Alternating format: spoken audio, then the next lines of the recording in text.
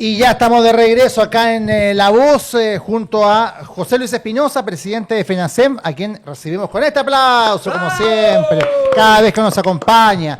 Ahora, José, para hablar sobre el cambio de criterio de la Contraloría General de la República respecto a la confianza legítima en los contratos. Recordemos de que estaba establecido y que aquella se marcaba a partir de los dos años de trabajo, pero ahora Contraloría decidió que esto lo decide la Corte Suprema, y ahí hay fallos que hablan de 5 años para validar esa confianza legítima, lo que podría afectar, por supuesto, a muchos empleados públicos y gente que ve en riesgo ahora su continuidad laboral. Los que están a contrata. A contrata, no los de planta, a contrata, que es muy importante aclarar. Entonces, lo primero, marcar la posición de ustedes como FENACEM y, por supuesto, el impacto que podría tener en los derechos laborales del sector público y de ustedes en particular. Nuevamente, bienvenido, buenos días. Sí, muchas gracias, Rodrigo, Daniel, y bueno, a todos nuestros seguidores en la comunidad. La verdad es que es un tema súper sensible para nosotros porque la verdad es que estamos retrocediendo en años lo que habíamos conseguido según la última normativa administrativa para los trabajadores del Estado.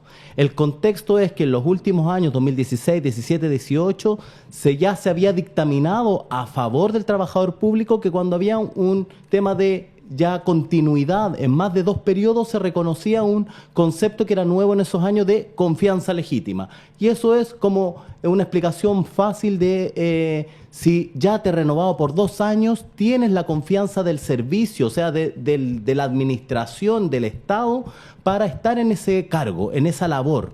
Y entonces acá no estamos hablando del funcionario propiamente tal, de sus evaluaciones y sus calificaciones, sino que si ya le he renovado es lógico que continúe. Eso es como un principio muy básico y que no está tan solo porque se le ocurrió al excontralor, sino que hay criterios y principios que son internacionales. Él también se basó en legislación alemana como para hacer este pronunciamiento y finalmente era algo que ya se consideraba como un derecho adquirido por los trabajadores del Estado, entendiendo el contexto de cuando hablamos de esto de carrera funcionaria.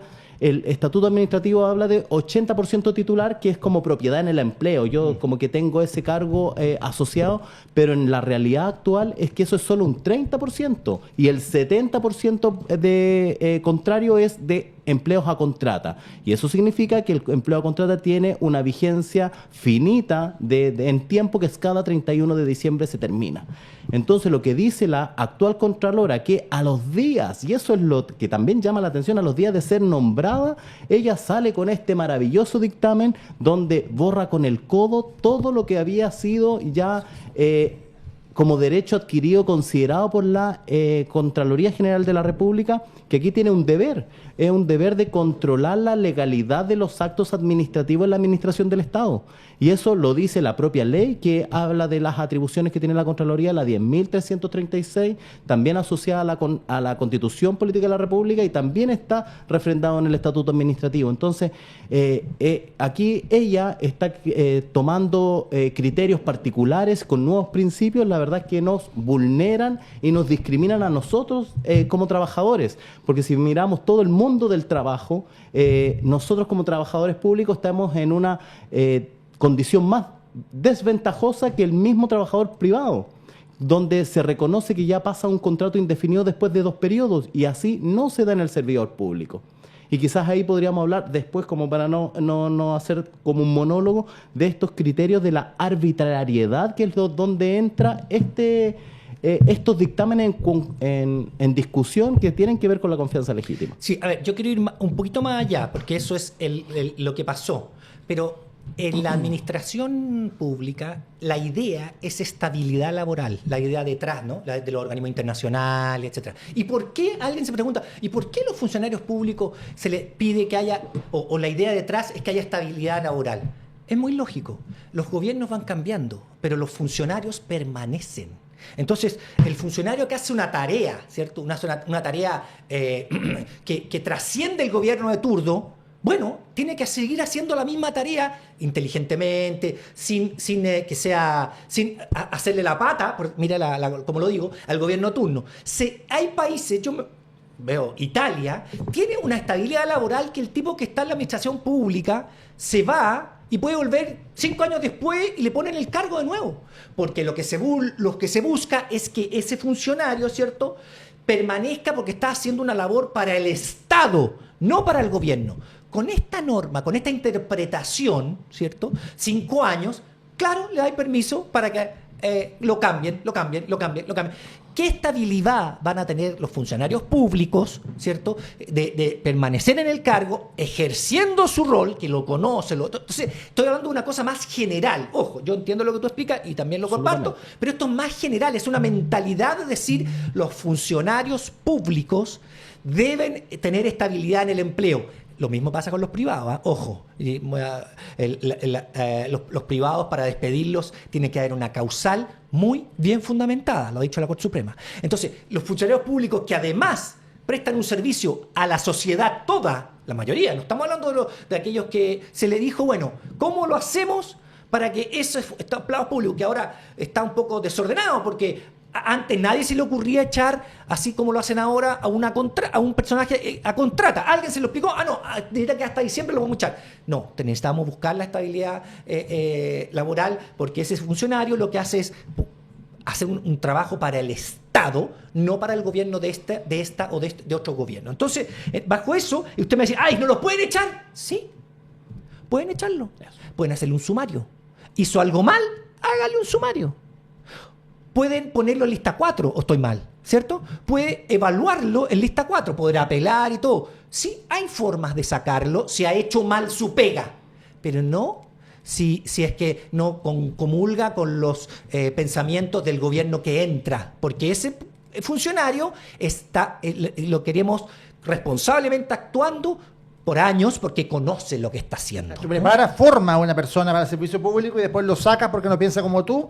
No tiene sentido. Y no cumplía tal vez un rol estratégico, sino un rol más bien administrativo. Los que tienen confianza se van. Sí, claro. Pero ahora cuando estamos hablando de que son 70% a contrata, no tienen ninguna estabilidad. No, pues y ahí, ese es el punto. Y ahí lo que tú enunciabas, creo que es lo que más preocupa, la posibilidad de tomar decisiones de despido arbitrario.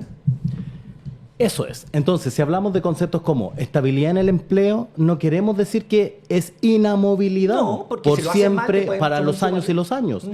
Y el trabajo decente, que es cierta protección que necesitamos como trabajadores para que no se use esta arbitrariedad o la discrecionalidad de la jefatura. O sea, porque le caigo mal, porque no le gusto, porque soy chico, porque soy negro, porque soy quizás... O porque pienso políticamente o como el porque gobierno pienso anterior. diferente. Entonces esto hay que pensar que el servidor público está al servicio de la comunidad, de las distintas reparticiones del Estado, que el sector mayoritario en número de trabajadores es el sector salud, aquí al cual represento. Sí. Siguiendo es educación y también justicia, que son los tres más numerosos. Y si hablamos de números, son cerca de 270.000 trabajadores los que se ven vulnerados con esto, porque son esas personas las que tienen menos de 5 años en el servicio público. Y si hablamos menos de 2 años específicamente en salud, es más del 30% del total de funcionarios. Y eso es cerca de 50.000 trabajadores. O sea, hoy cualquier jefe de servicio puede decir, no, yo voy a desvincular a estos trabajadores porque la verdad es que no me sirven, voy a traer a estos otros. Pero ¿cómo hacemos el ejercicio efectivo? Aquí se tiene que reconocer el trabajador público como un servidor público con una lógica de Estado y no de gobierno. Y eso es lo que está introduciendo esta Contralora, que es como cambiar un criterio que ya estaba introducido en el sector. No es un criterio aleatorio, es un criterio que responde a estándares internacionales. Claramente, porque, la José, misma OIT. Si uno ve los estándares internacionales, es búsqueda de la estabilidad en el empleo, ya sea en lo público o en lo privado, perfecto. Pero en lo público, voy a insistir una vez más, es una persona que trabaja para el Estado, ¿no? Entonces, es un retroceso y no entiendo cómo la Contralora no pidió un informe diciéndole a ver qué es lo que piensan los estándares internacionales respecto de la estabilidad en el empleo. ¿Qué se quiere lograr cuando son funcionarios públicos? Y en vez de eso, dice, no, lo que pasa es que las contradicciones, porque esto es lo típico que te dicen en la Contraloría, entre lo que está en los tribunales y lo que está acá, mandan los tribunales. Entonces me lavo las manos y lo dejo, la Corte Suprema decidió eso, vaya a pelearlo a los tribunales. Pero qué absurdo. O sea, ella tiene que pensar en una cuestión más general, más de funcionarios, etcétera, pero no, se saca. Yo creo que ahí está tirando para el cole. Y lo último que voy a decir respecto a esto: el a contrata no recibe ni un peso si lo echan. Ojo. No tenemos derecho a indemnización. No hay indemnizaciones. Entonces, ¿cómo es la cosa? O sea, los funcionarios, los trabajadores del ámbito privado tienen mes por año de servicio, ¿cierto? Tienen el mes de aviso, etcétera. Aquí no hay nada de eso tampoco. Entonces, la estabilidad en el empleo como trabajador sin apellido se cae. Y como trabajador de la administración pública, que lo que hace es mantener la infraestructura y la estructura estatal en el trabajo, tampoco. Entonces ahí vamos nosotros mismos vulnerando lo que ya está escrito en la propia ley. El estatuto administrativo habla del 80-20 y eso no se cumple. Y cada ley de presupuesto va incorporando ahí en un articulado que dice, bueno, esto se tendrá que hacer la excepción por este año y así va Siempre, año tras siempre, año. siempre, Y todo se año. considera el 70% a contrata y en este momento que ese 70% de contrata no tiene ninguna estabilidad. Y cuando hablamos de la arbitrariedad es que acá quedan todos a merced de la jefatura superior jerárquico directo. Entonces, cuando hablamos de que estos conceptos de confianza legítima vienen a darte un cierto resguardo, pero si este trabajador no trabaja bien, no cumple, no llega a trabajar, no cumple con la calidad del cargo en el cual está sentado, la verdad es que se pueden tomar decisiones, pero siempre argumentadas. Y eso es lo que también debería propender la misma Contraloría, que son los actos administrativos, que haya un fundamento detrás de la toma de decisión por una desvinculación, y eso es totalmente lógico, y nosotros nunca nos hemos opuesto a eso. Frente a un mal desempeño, hay que desvincular a un trabajador porque no cumple con las expectativas del cargo. Y existen los mecanismos, por lo tanto acá no es apernar funcionarios, sino darle un piso Pero de seguridad más bien mínimo. que le dio rienda suelta a todos, y la verdad es que eso es lo que no puede ser. Tenemos que tener un cierto resguardo, y esto enmarcado en políticas internacionales. La OIT lo dice, las organizaciones de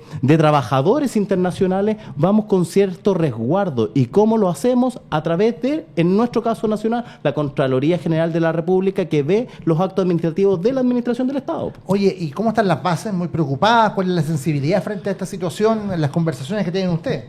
La verdad es que esto se ve con mucho riesgo, sobre todo ahora en las municipalidades.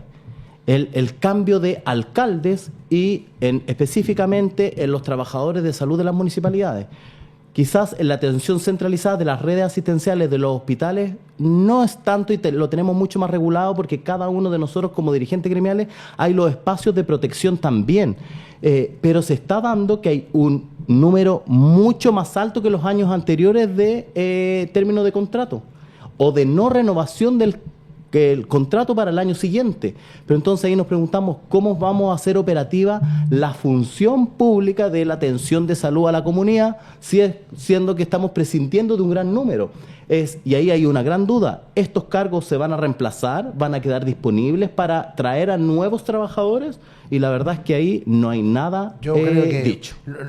la regla, la norma o lo que se hace frecuentemente es no reemplazarlo y precarizar aún más las condiciones en las cuales trabajan los, en este caso, lo enfermeras reemplaza y por alguien enfermeros. que sea tu amigo. Sí, pero oye, por favor, ¿cuántas veces hemos enfrentado ese problema de la gente que no le renuevan contrato a fin de año, que cumplía funciones clave y que después hay que absorberlas con el personal que queda y precarizando la atención, que es lo fundamental acá? No se trata solamente de un tema que afecta a los enfermeros. Esto directamente redunda en la calidad de la atención que se le da a los pacientes. Ahora, bueno, ¿se quiere decir algo? No, Dale. lo que pasa es que a mí lo que me viene a la cabeza es, bueno, ante toma de decisiones que no son acertadas, ¿qué es lo que hay que hacer?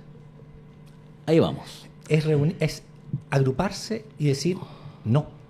O sea, si tú tienes a la administración pública en serio, que son los únicos que además trabajan juntos, porque todavía no tenemos derecho a la negociación por rama en el ámbito privado, el ámbito público sí se dio por una cuestión de hecho que negocian colectivamente juntos. Bueno, a mí me parece que la presión tiene que venir de los gremios públicos. O sea, lo que yo pienso, digamos, o sea, ante decisiones absurdas o quizás no absurdas, no sé, pero o interpretaciones que no se condicen con lo que se busca a nivel internacional de la estabilidad del empleo, los trabajadores tendrán que manifestarse. hacer algo, paro, no sé qué, no sé, pero tienen que hacerlo, porque en el fondo no podéis dejar que esto, o sea, y entregarle así en bandeja y no hacer nada. Yo creo que habría que, quizás una oportunidad para que se empiece de nuevo a organizar muy bien los trabajadores. Y esta organización se está dando precisamente ahora, y la semana pasada nosotros mismos hablábamos de la negociación que se está llevando en la mesa del sector público, ahí al alero de la Central Unitaria de Trabajadores, que está siendo un tema transversal. Hoy poner ese como prioridad, el tema de la confianza legítima, porque no podemos hablar de tan solo temas remuneracionales del reajuste específicamente, y ahí entendiendo que tenemos que partir del basal de lo que es la inflación, el IPC, pero sin detenernos en eso, es que tiene que ser considerado un aspecto puntual de negociación, pero aquí negociamos con el gobierno, y ahí está sentado Hacienda y Trabajo. Pero entonces, ¿cómo el gobierno se hace cargo de esto también? Y aquí sí entramos más a las arenas más políticas de los gobiernos de turno.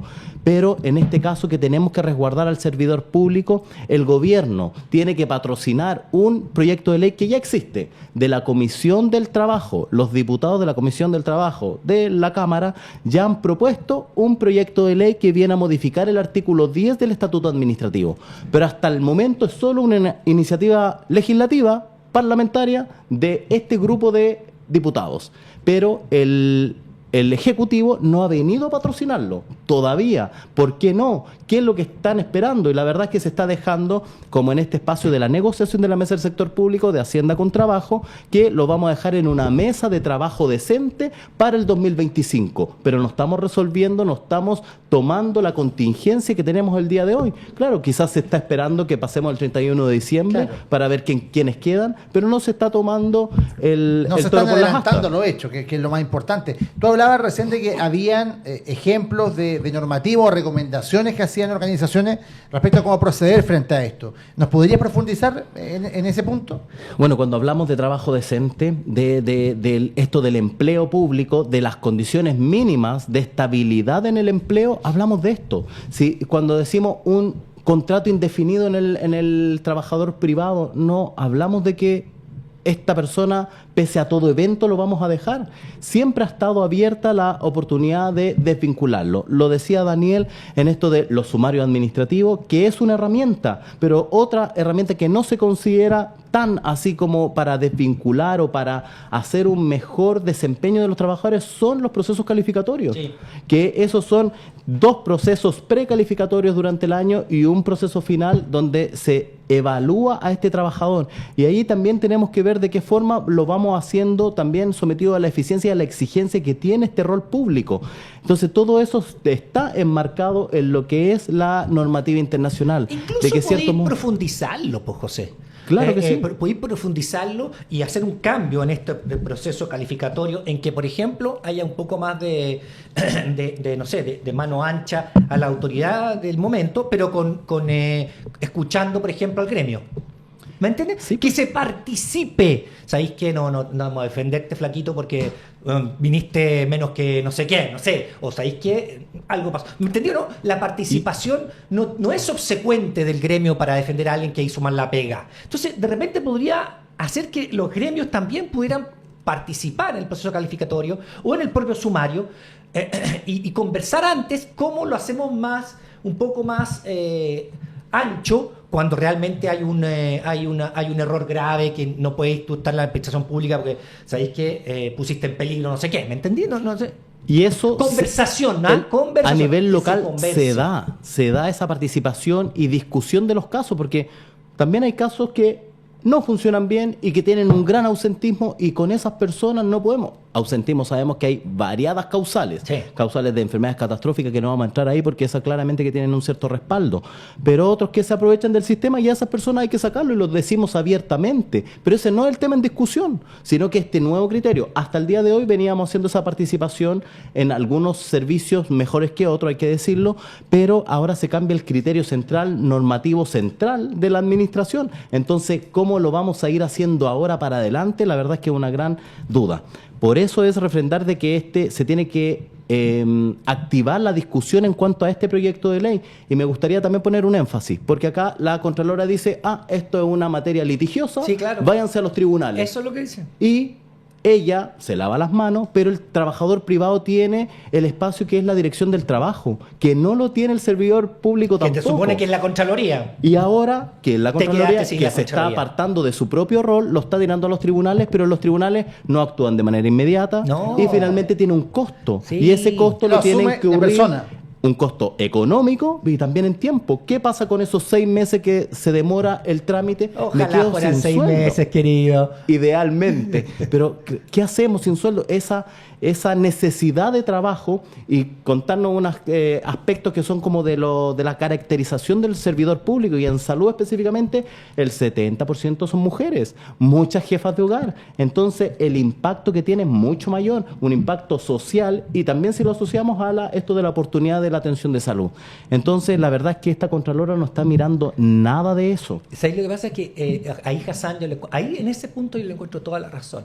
La Contralora no está haciendo su labor de fondo, abandona su labor de fondo para quedarse con la forma, ¿no? Porque que esté el timbre, que lo vean los tribunales, Que sea el lápiz negro y no el azul. claro, o sea, y la labor de fondo es la estabilidad en el empleo de los trabajadores de la administración pública según estándares internacionales y lo que está repitiendo la OIT y otras instituciones. O sea, ella tendría que haberse fijado en una cuestión mucho más de fondo, que te lo digo, hay países que están mucho más preocupados que acá, que dice, no, es que se judicializó o se puede judicializar, entonces ya no entramos nosotros. Eso es forma, es absurdo. ¿Me entendí? O sea, si tu labor es reglamentar para que los trabajadores hagan su pega, no para que los echen. Entonces, por eso yo entiendo ahí, Dorothy, la metida de pata de poner a Dorothy Peris también, puta, bueno, ¿para qué vamos a decir? Se lo dijeron en todos los tonos, lo dijo el ex Contralor, que uno puede tener diferencia con el ex Contralor, pero algo vio. Yo creo que ahí estamos tienen durmiendo con el enemigo. José Luis, ¿cómo están las perspectivas de ustedes frente a esta problemática y otras que también lo están afectando de cara a fin de año, que siempre es una fecha muy sensible? Sí, primero, como punto uno, y lo más inmediato sería que la misma Contralora Cambie su... Eche Petra. reconsidere Sí, sí, hay este muchas reconsideraciones. nefasto dictamen. Sí. Y lo podría hacer. Sí, como claro. echó atrás los dictámenes anteriores, de la misma forma podría ella siempre misma se puede reconsiderar, sí. hacer otro dictamen que reconsidere o deje sin efecto este actual. Pero si no, también tenemos otra herramienta. Ya los legisladores se han pronunciado, pero necesitamos el patrocinio del Ejecutivo. O sea, para no que nos sea rápido, podemos no solamente quedar. patrocinio, además que le ponga urgencia. No nos podemos quedar de brazos cruzados. Ahora estamos a 3 semanas de terminar el año, donde se terminan miles de contratos. Y ya están haciéndose las notificaciones de la no renovación. Y ahí estamos actuando nosotros dentro de nuestro rol sindical en la defensa y que esas acciones no sean arbitrarias. Pero el número es mucho mayor de lo que se había vivido antes. Y ahí estamos muy atentos, muy ocupados, en plena negociación, pero también viéndolo en lo local de cada uno de los hospitales, servicios de salud, direcciones de salud municipal y en todo espacio donde hayan trabajadores. Voy a decir una cosa así como medio humorística, pero el ministro de Hacienda y la ministra del Trabajo dicen, es que no es resorte mío, ¿para qué lo traen a la mesa del sector público? ¿Es que no podemos hacer nada nosotros o no? ¿No ha pasado eso? Porque yo me imagino. Es decir, no, es que esto lo hizo la Contralora, nosotros no podemos... Mira, no tenemos nada que ver en la Contraloría, no tenemos nada que ver en el Poder Judicial. Ay, no, ¿o no? Se reconoce como este rol autónomo de la Contraloría y nosotros no han tenemos dicho nada que vamos a hacer. hacernos cargo, porque el Estado, o sea, el gobierno de turno sí puede hacerse cargo si lo quiere hacer. La O verdad sea, es que no han los sido tan contactos- enfáticos. ¿Ah? No han sido tan enfáticos. Pero lo dejan así como abierto a la mesa de trabajo decente para el 2025. No, bueno. Pero también desde Hacienda se ha hablado mucho de el ausentismo y que este 30% de ausentismo que existe en el sector, que es alto, pero están metiendo a todo al saco, hasta los fueros maternales. Entonces, claramente no, pues. Ahí hay ciertas condiciones que son de resguardo y son de la protección de la seguridad social. Haga una norma específica sobre respecto de eso. Pues si usted cree que es mucho, negocio con la mesa del sector público en que aquellos con un cierto que no fundamenten su etcétera, lo mete ahí, pero soluciona el problema de fondo. Si nadie dice que los tipos que no va o que tiene su otro trabajo, no, ok, hagan la norma, conversando con los gremios, ¿cómo hacemos la norma para aquel que falta, se va para la casa? Lo hemos dicho, ¿no? No aquel que tiene cáncer, no aquel que... No, Exacto. pero se conversa, si esas cosas se solucionan. Y esos son criterios que dependen de la administración central, que es el gobierno. Criterios, y por otro lado, sí. cuando hablamos del ministro de Hacienda, también hay un criterio ahí como de ir apretando un poco y que se vaya corrigiendo. Eso es parte de la gestión del día a día y cómo también fijamos esos criterios. Desde Hacienda salió un oficio en octubre del 2024 que también va en esta misma línea de que se tiene que argumentar cada decisión que se tome con actos administrativos, con la argumentación de por qué voy a prescindir de un trabajador. Claro, pero es un oficio que no tiene peso legal frente a un dictamen de la Contraloría. Entonces, tratamos de resolverlo entre comillas, pero la verdad es que no tiene... ¿Es para todos los trabajadores o para altos cargos? No, es de modo general desde Hacienda a los ministerios y servicios de Por lo servicio del mismo, Estado. también nosotros nos debemos estar alerta, porque todo el sector público, la gente de contrata está preocupado de esto y en particular era importante conocer la opinión de la FENACEM, así que José Luis, muchas gracias y te esperamos prontamente. Ya, pues. Antes de Navidad, para darnos los Sí. abrazos y... Creo que 2 sesiones más por ahí en este mes. Yo creo que este tema lo desarrollamos bastante bien, lo agotamos y creo que no podemos soltarlo, pues, José Luis. Yo creo que hay que seguir dándole. Creo que es un tema... es que yo voy a insistir, quizá este y otros temas son de fondo respecto de los trabajadores. No son temas de forma, son temas de qué queremos para los trabajadores y trabajadoras de Chile. Eso es, tanto en el sector público como en el privado. En el privado vamos empujando, ¿cierto?, la negociación por rama, etcétera. Ya, pero porque son temas de fondo. ¿Cómo tratamos? ¿Cómo nos enfrentamos? ¿Qué papel le damos a los trabajadores de un sector y de otro? Por eso a mí me importa tanto, y perdonen que sea un poquito personalista, pero porque es la labor que ejercen los trabajadores, que son los que producen para el país, cómo nos enfrentamos a eso. Entonces, a mí me da mucha lata que en todo el tiempo que estuvo la concertación y todo, no se hicieran los cambios de fondo, por ejemplo, de la negociación ramal. Por ejemplo, este tipo de cosas que cuántas veces se ha hablado de los que están, que en teoría los que están en planta deberían ser la mayoría. Todos los gobiernos sí, vamos a hacer algo, algunos tiraron algunas leyes, algunos los pasaron. Sí, puro, como dices tú, cuescos, ¿ah? No el fondo. Entonces, ¿cómo querer? A ver, en el fondo es qué rol y qué importancia le damos a los trabajadores. ¿Solamente a los empresarios que van a invertir? ¿Solamente al Estado que no sé qué? ¿O le vamos a darle el rol que merece este tercer actor en la sociedad chilena, que son los trabajadores y trabajadoras, como lo hizo Salvador Allende, ¿cierto? Y como lo hicieron otros presidentes, como Eduardo Frei Montalva, que le daba un rol. Y perdóname, pero es que para mí esto es fundamental en la vida de un país. Y yo siempre voy a citar la Constitución italiana, que en su primer artículo dice que la República Italiana se asienta en los trabajadores, en el trabajo. Porque esa es la importancia que hay que darle. Porque son los que producen. Si el otro mete lucas y si quiere no. Pero el trabajador es el que produce. Ahí está el desarrollo. El desarrollo del país, claro que sí.